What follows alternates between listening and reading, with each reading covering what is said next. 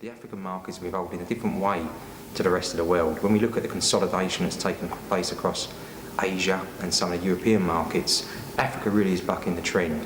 When we look back to 1989, which is the date of the first Global Custodian Annual Survey, there was only one market included in the survey, which was South Africa, and just 3 providers.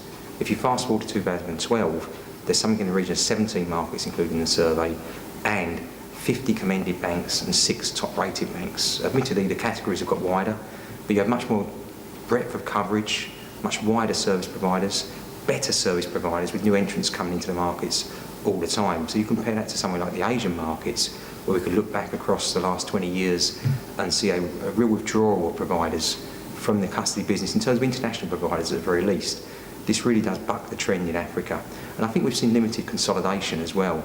We've perhaps seen just one bank purchasing custody business across the region in over 20 years, and exits also have been fairly few and far between. Maybe in some North African markets we've seen that some local providers are maybe retrenched to the domestic client base and left the international clients to the larger international regional providers, but I think that is the only kind of consolidation and exits that we've seen in the marketplace. Could we see any more?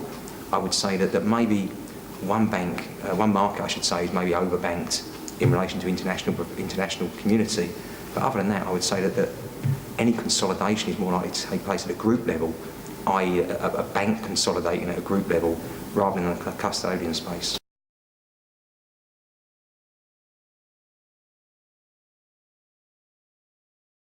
Well, Societe Generale has a footprint across a number of African markets as a group, but also as a custodian. We've been in the South African market for over 20 years.